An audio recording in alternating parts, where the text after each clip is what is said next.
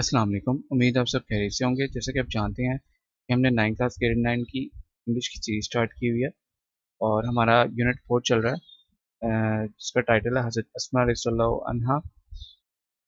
ठीक है, हम इनके बारे में पढ़ रहे हैं और सेकंड पैराग्राफ है आज हमारा। लेकिन मैं आपको बता दूं, हमने टाइम स्टैम्प सेट कर दिए हैं वीडियो के डिस्क्रिप्शन में, कमेंट सेक्शन में और वीडियो के बॉटम में शो होंगे। आप डायरेक्टली जंप कर सकते हैं। तो इससे पहले एज यूजुअल हम इसके मीनिंग की तरफ चलते हैं। तो मैं आपसे रिक्वेस्ट करूंगा कि आप एक दफ़ा इसका स्क्रीनशॉट ले लें। ठीक है,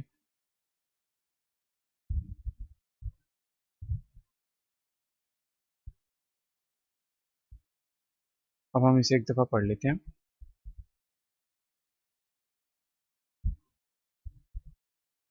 ये वर्ड्स दिए हुए हैं, इन वर्ड्स के ये अंग्रेज़ी में मुतादिल अल्फाज दिए हुए हैं और इन्हीं वर्ड्स के उर्दू में मतलब दिए हुए हैं। ठीक है, एन का मतलब है नाउन, बी का मतलब है वर्ब, ए डी जे का मतलब है एडजेक्टिव। और ये फ्रेज हो गया, उसके बाद और बस। ठीक है,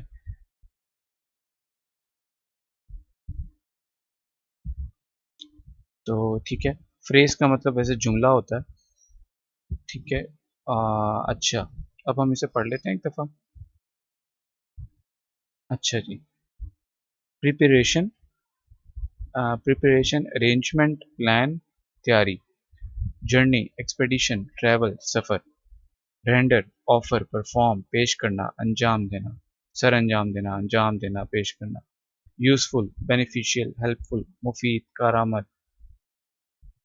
अच्छा, ऊपर हम देखिएगा इसका क्या मतलब, हम क्या ट्रांसलेशन करते हैं।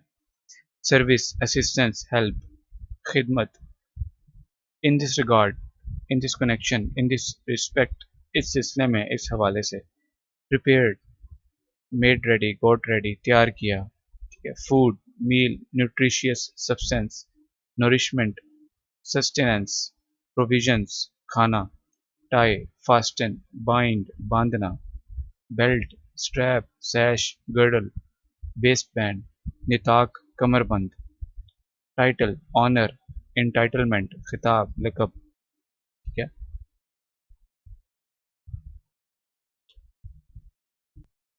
अच्छा तो अब हम ट्रांसलेशन कर लेते हैं। ठीक है, सेकंड पैराग्राफ है। The preparation for this journey was made at the house of हज़रत अबू बकर सिद्दीक रज़ियल्लाहु अन्हु। मैंने आपको बताया था कि देखें, मेल सहाबा के साथ अनहो लगता है, फीमेल सहाबा के साथ अनहा लगता है। ठीक है, इस सफ़र की तैयारी में इस सफ़र की तैयारी हज़रत अबू बकर सिद्दीक रज़ियल्लाहु अन्हु के घर पर की गई थी। हज़रत अस्मा रज़ियल्लाहु अन्हा rendered useful services in this regard.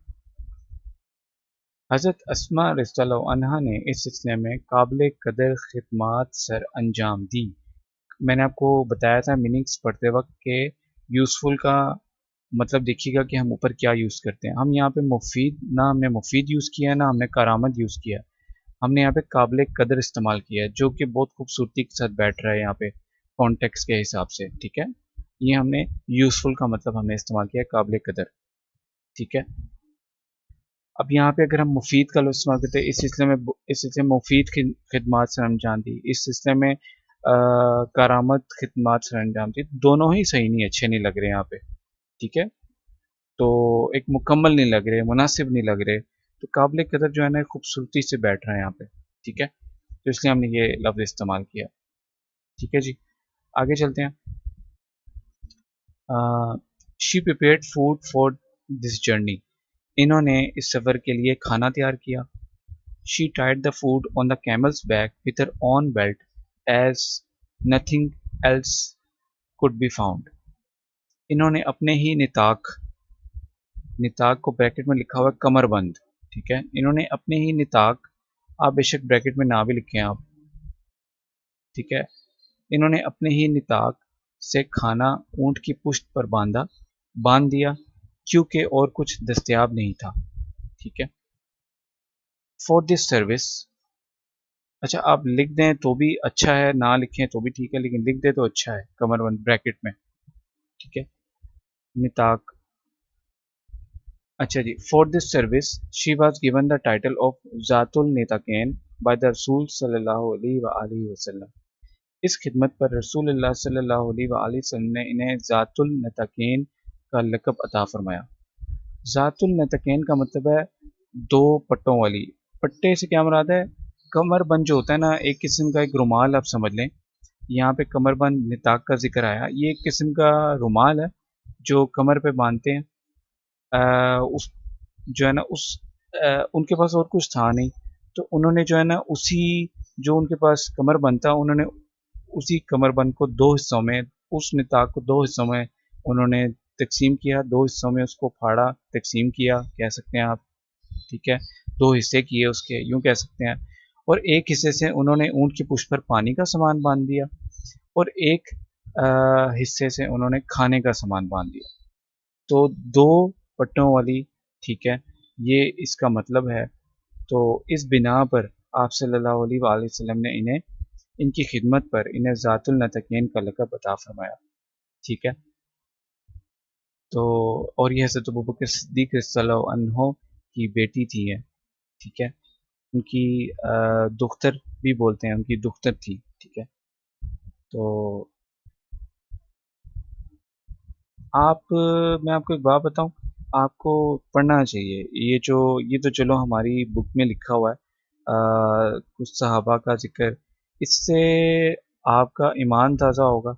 जो हमारे सहाबा किराम की ज़िंदगी है, इनको पढ़ना, इन्होंने इनकी लाइफ क्या थी, इन्होंने क्या क्या किया, क्या इन्होंने खिदमत सर अंजाम दी, क्या इनकी ज़िंदगी कैसी थी, हमें ये पढ़ना चाहिए। मैं आपको सच्ची बात बताऊं, और सही बुखारी, सही मुस्लिम, ये दो अहादीस की बुक्स हैं, मतलब सियाह सित्ता हैं, जो छः ऑथेंटिक बुक्स हैं अहादीस की, उनमें से ये टॉप टू हैं, सही बुखारी और सही मुस्लिम। इनको आपको पढ़ना चाहिए।